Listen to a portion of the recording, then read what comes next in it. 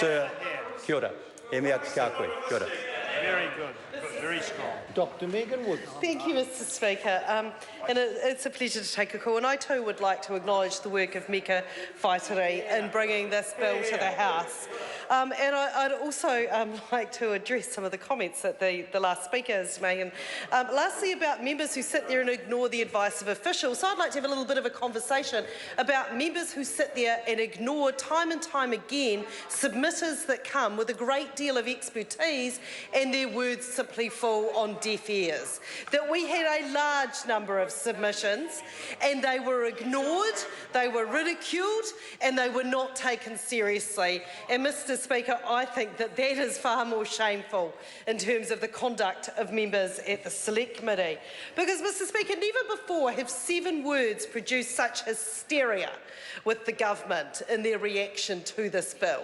The simple trying to insert into the Environmental Protection Authority's legislation the fact that it should protect the environment.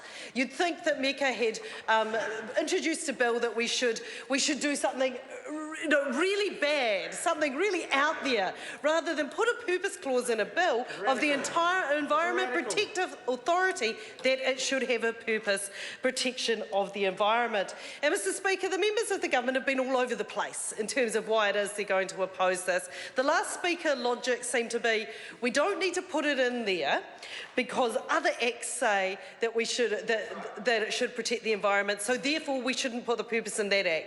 Mr Speaker, that actually just makes absolutely no sense. Now, Mr Ducey, in his contribution, said that what we should do is lift the hood on the Environmental Protection Agency, and we should have a look at what's happening under the hood. Well, Mr Speaker, I would like to lift the hood, and I'd like to expose the burnt-out engine that this government has neglected. When the Environment Protection Agency came to Select Committee in February of this year, their chair, Kerry Prendergast, very clearly said they were underfunded, they were not getting the resources they needed, and they could not fulfil their functions. So, Mr Speaker, that's the state of the engine that Mr Ducey is talking about. So when this government cries crocodile tears and talks about the Blue-Greens and their care for the environment, that is a party that is consistently underfunding the agency that is charged with being an environmental watchdog in this country. Their words have no basis in belief. So one of the key arms came and said it simply doesn't have enough money to do its job. What we had was Ms Prendergast telling the Parliament Local Government Environment Select Committee that the EPA had never received permanent funding for its EEZ functions, which range from approving and monitoring offshore exploration and wells through to approving burials at sea. So the very function that those members opposite are arguing are about balancing the environment and the economy. They are underfunding the agency charged with doing that job and not giving the resources to that agency that it needs. Right. And their chair fronts up to the Select Committee and makes it clear that they are strapped for cash and unable to do the job. She went on to say that 3 years of discussion have not changed the situation, and the resulting uncertainty over overfunding question raises questions about the long-term sustainability of the EEZ function and the EEZ more generally. Now, Mr Speaker, these are very worrying words, and for the government to claim that they do have the interests of the environment at heart are absolutely alarming. So when the government talks about the range of agencies that the EPA has some authority over and why they don't need to put the fact that it needs to have the environment as one of its consideration, let's consider some of those other responsibilities it has under other pieces of principal legislation. So Ms Prendergast went on to say that because of the funding shortfall, some activities such as public education about environmental risks had to be cut back. And the Environmental Protection agency simply wasn't able to fulfil that. Other members who came from the EPA, who came before the Select Committee, said the huge cost of considering the safety of potentially hazardous chemicals had seen the agency prune the list of chemicals it needed to investigate to 30. So the agency that is put in charge of investigating the hazards that various chemicals pose to us in this country is being underfunded, and that agency is telling the Parliamentary Select Committee that they are unable to fulfil that function. Now, Mr Speaker, this is serious. This is not something that we take lightly, because this government has allocated enough money to the EPA that they can budget $300,000 a year for investigating hazardous chemicals. Now, I'd like to think, when I'm living my life, that actually a bit more resource was being put into the fact that we weren't all being poisoned. I would have thought that was a reasonably core function of government. I mean, let's compare that to what some other...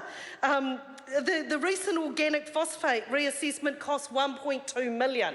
So that is for one chemical to be investigated. $1.2 million was needed to do that. Yet this government sees fit within its budget allocations to give the EPA only enough to allocate $300,000.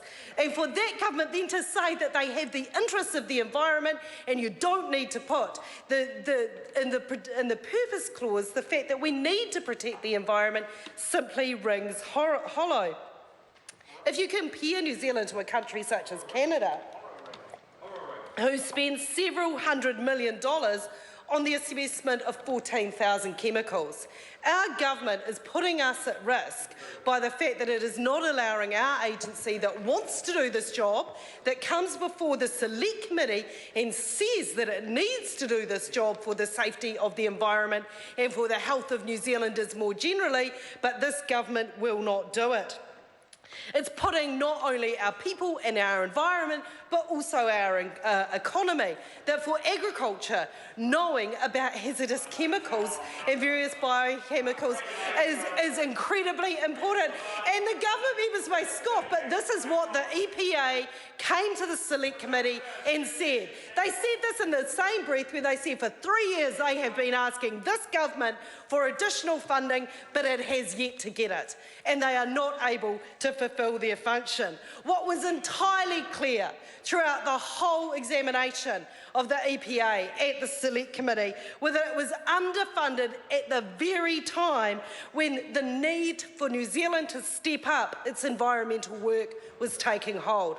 So, Mr Speaker, when this government says we don't need to put the environmental into the purpose clause of the EPA legislation because, trust us, we've got the best interests of the environment at heart, there is very clear evidence, no they don't. When it comes to funding the agencies that need to do that, they simply are not there. Their commitment to the environment is nothing more than hollow words, and if they really are committed, then they can stump up and they can show that with evidence rather than making pretty little speeches in the House.